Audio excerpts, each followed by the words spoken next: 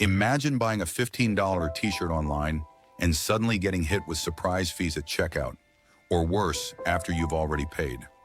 That's the reality facing millions of shoppers and businesses after a big rule change that's shaking up how international goods enter the United States. This isn't just a problem for trendy online retailers like Temu and Shein anymore. Now it's starting to rattle giants like FedEx, established brands like Lululemon, and pretty much anyone who ships or buys goods from overseas. Let's break down what's going on, why it matters, and what it could mean for your wallet and the future of global e-commerce. So, what's at the heart of all this disruption? It's something called the de minimis rule. For years, de minimis let people and companies ship goods worth less than $800 into the US without paying import taxes or going through a bunch of customs paperwork. It was basically a fast lane for low-value packages. That meant if you snagged a cheap pair of shoes or a gadget from a website abroad, odds are it slid right through customs, quick and duty-free.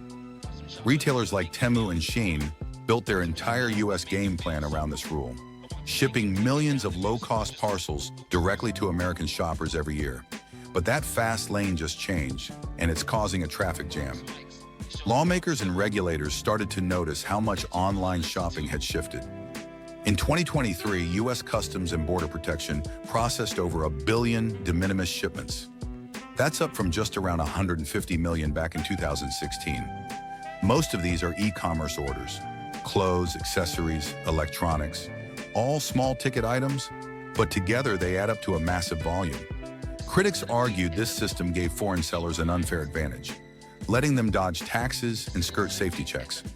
US-based retailers, big and small, said, "Hey, we have to pay duties and follow the rules. Why don't they?" The pressure built up, and lawmakers finally acted. With the end, or at least the big curtailing, of de minimis, things are getting a lot more complicated. Now, those under $800 packages from overseas are subject to import duties, taxes, and stricter customs inspections. Suddenly, that $15 t-shirt might cost $20 or more, depending on where it's coming from and what state you live in. For consumers, that means fewer deals and more headaches. For retailers, it's even worse. They have to figure out new ways to navigate customs, handle returns, and explain higher prices to customers who are used to bargain shopping. Temu and Shein were the first to feel the heat. Their business model depends on ultra-low-cost, direct-to-consumer shipping from China. With the new rules in place, they face higher costs and, at times, shipping delays. To stay competitive, they're scrambling to find workarounds, maybe by warehousing some products in the US or changing how they list items online. But here's the twist. It's not just these new online players who are feeling the pain. Big shipping companies like FedEx and UPS are now caught in the crossfire. They built entire logistics systems around de minimis, offering fast, cheap delivery for small e-commerce parcels. Now they're dealing with more paperwork, more customs checks, and frustrated customers. The delays and costs trickle down to everyone in the supply chain, from the retailer all the way to your doorstep. And it's not just the newcomers or the shipping giants. Even established brands like Lululemon, who you might think are less vulnerable, have spoken out. They say the new rules have created a ton of confusion. Suddenly, it's harder to predict costs and keep items in stock.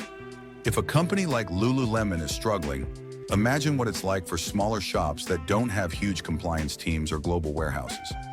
Let's zoom out for a second and look at why this matters so much.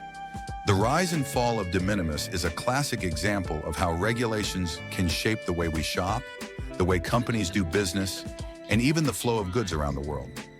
For years, the de minimis rule made it easier for global e-commerce to explode. It opened the door to cheap, direct-from-factory goods for U.S. consumers.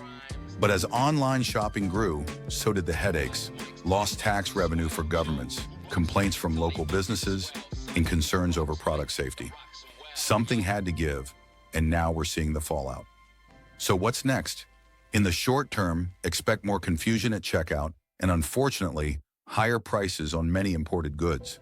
Some retailers will absorb the extra costs, but most will pass them on to shoppers. Shipping may take longer as customs agencies adjust to the new workload, and we may see more stories of packages stuck in limbo. For e-commerce giants like Temu and Shein, This could force them to rethink their U.S. strategies, maybe building warehouses here, or even partnering with American brands. FedEx, UPS, and others may have to invest in new technology and training just to keep up. Longer term, this shift could level the playing field between domestic and foreign sellers, at least when it comes to taxes and compliance. It might even encourage more manufacturing in the U.S., as companies seek to avoid the hassle and cost of imports. But there's a risk, too. Higher barriers to entry could hurt small businesses and limit consumer choice. And if other countries respond with their own restrictions, it could spark a broader trade dispute. Never good news for the global economy. Experts are watching closely to see how all this plays out.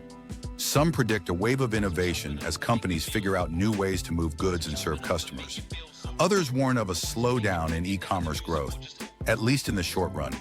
The only thing that's certain is that the rules of the game have changed, and everyone, from the world's biggest shipping companies to your favorite online shop, is scrambling to keep up. So what do you think?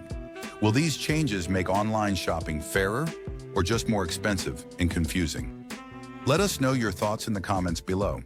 If you found this breakdown helpful, don't forget to like, comment, and subscribe for more clear, no-nonsense updates on the financial news that impacts your everyday life. As for the future of cross-border shopping, well, one thing's clear. The days of easy, duty-free deals are fading fast. The next chapter could rewrite the rules for global commerce, and we'll be here to break it down every step of the way.